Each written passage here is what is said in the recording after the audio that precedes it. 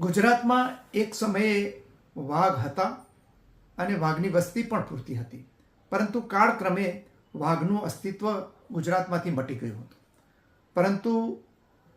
છેલ્લા 8 મહિના પહેલાં પંચમહાલ અને દાહોદના જે રતનમહાલ જંગલ છે એમાં એક વાઘ આવી અને સ્થિર થયો છે અને હવે એ ત્યાં સેટલ થયો હોય એવા લક્ષણો અત્યારે જોવા મળી રહ્યા છે. એના પછી ભારતની નેશનલ ટાઈગર કન્ઝર્વેશન ઓથોરિટી છે, એમણે એક અભ્યાસ સમિતિ મોકલી હતી અને અભ્યાસ સમિતિએ પ્રાથમિક અહેવાલ તૈયાર કર્યો છે અને એ અહેવાલ મુજબ અત્યારે ગુજરાતની અંદર એક વાઘની વસ્તી બતાવેલી છે. એ ઉપરાંત અહીંયા વાઘની ઇકોસિસ્ટમ બની શકે એમ છે અને એના માટેના એ સિસ્ટમને મજબૂત કરવા માટે, આ ઇકોસિસ્ટમને મજબૂત કરવા માટે થઈ અને અનેક પગલાઓ આ પ્રાથમિક અહેવાલમાં સૂચવવામાં આવેલા છે. આ અંગે ઓફિશિયલી કોઈ પત્ર NTCA મારફત વન વિભાગને મળ્યો નથી, પરંતુ આ અહેવાલ મળેલો છે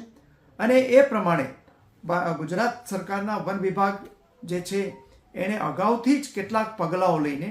અહીંયા જે ઇકોસિસ્ટમ ડેવલપ થાય એ માટે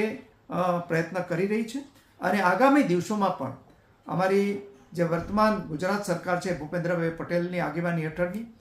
એ વન વિસ્તાર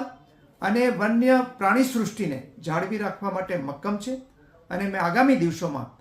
આ ઇકોસિસ્ટમ ઊભી થાય એ માટેના જરૂરી જે કોઈ પગલાં હશે એ અમે લેશું. અને અહીંયા આપણે જે 4 બિગ કેટ છે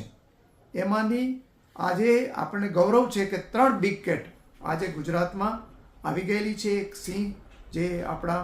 દેશનું અને એશિયા ખંડનું ગૌરવ છે, બીજા આપણે અહીંયા લેપાર્ડ દીપડા છે અને ત્રીજું વાઘ પણ આવી ગયો છે. એટલે આ જે બિગ કેટની ઇકોસિસ્ટમ ડેવલપ થાય એ માટે અમે બધા જ પ્રયત્ન કરતા રહીશું અને આપણી વન સમૃદ્ધિ છે એને જાળવી રાખીશું.